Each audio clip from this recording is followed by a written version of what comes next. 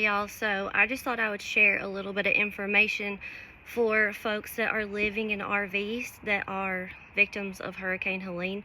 And just kind of talk about things you can do in the wintertime to help keep your camper warm. So first of all, insulating the underneath of your camper obviously is a big thing that will definitely help.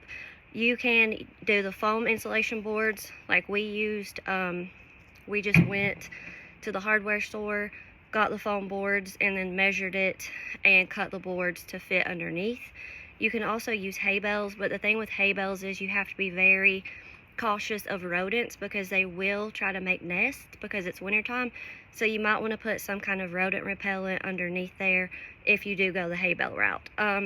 Another option would be also to add heat lamps underneath. So the heat lamps will help keep everything warm, but you just again need to be very cautious on where you have these plugged in because the last thing you want is an electrical fire or anything like that. So just keep in mind you have to be cautious with the way that you lay this out.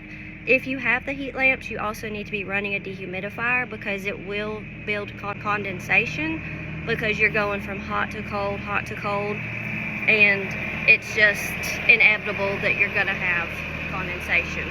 So another thing to do is if your camper is not really set up for wintertime camping and your windows are more prone to leaks, it would be a good idea to put the plastic wrap around the windows. That will help. Our camper doesn't really do that, so that's not an issue that we have.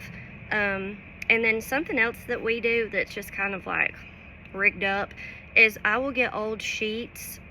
It really needs to be flat sheets. You can use fitted, but it makes it a little bit harder. But flat sheets, and then we actually shove them in the cracks of the slides. If there's like a little bit of a barrier there that's kind of like, or a little bit of a gap, you can actually shove those sheets in there. And I also put them underneath the slides on the inside just to kind of keep anything from being drafty and stuff like that. So yeah, those are some options. They do make a skirting to go underneath, but they're thousands of dollars, so that's a very expensive route to go.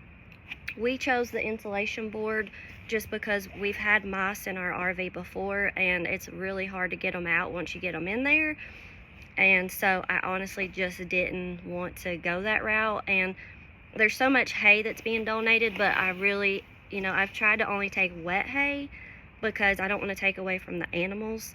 So again, if you're adding the wet hay, it's not really that beneficial because then it's just going to create more moisture for you and you could have problems. You could end up with mold and stuff like that. So if you do the hay, it needs to be really good and dry. Some people have said that they've wrapped it in plastic wrap, but again, that's just going into like another expense. So I think if you did the hay, the easiest thing would be just to get some kind of rodent repellent and just kind of know that that very much could be a possibility. We use the foam board. I want to say we got about 10 pieces, and then we were able to cut it how we needed it because we have some very strange angles, because you want to have to leave room for your sewer hose lines. You want to leave room for that. You have to sometimes it's a really awkward angle, like going around the tires and under the slides. So if you are hooked up to water, you definitely need to have a heated water hose. Those can be kind of expensive, but they will be very beneficial down the road. We don't have that because we have no running water, so we're not hooked up to any water. So we just have to pump water into our tanks from a 250-gallon tote. So that's not something that we're doing because we don't have running water. But if you are hooked up to a water source, you definitely will need a heated water hose, and you'll have to have somewhere to plug that in. So just be cautious if you're plugging in the heated water hose and the heat lamps. You don't want to overdo your electrical circuit and then cause some kind of an electrical fire. So but it will help keep you a lot warmer in the wintertime.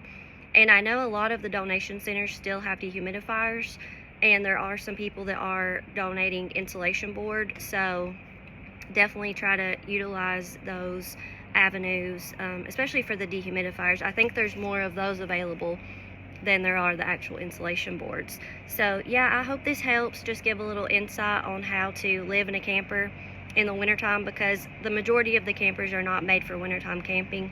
So there's going to be some hard days, I'm not going to lie. And you know, you just make the most of it and get through. Just constantly keep propane, because on those colder nights you're going to go through a lot more. Yeah, just make sure you know you have everything hooked up right. Make sure you have your carbon monoxide detectors and all of that, you know, anytime you're dealing with propane. So, but yeah, make sure you also don't just run space heaters. It's very vital that you run your furnace, because your furnace is what is going to keep the underbelly of your camper warm. Your space heaters and stuff like that, they're going to keep the inside warm, but they're not going to keep the underbelly warm, and that's where all your water lines are. So it's very vital that you also run your furnace. I know it can get expensive with the propane, but it is very important, because you have to keep that underneath warm, and that's really the only way to do that is by running the furnace. So anyways, if y'all have any more questions, just let me know. My brother is actually a very skillful, talented, knowledgeable RV tech, and he is a wealth of information at times. So, well, all the time when it comes to RVs. So he's always my go-to. So if you have more specific questions on anything, just let me know, and I'll be happy to help you any way I can, okay?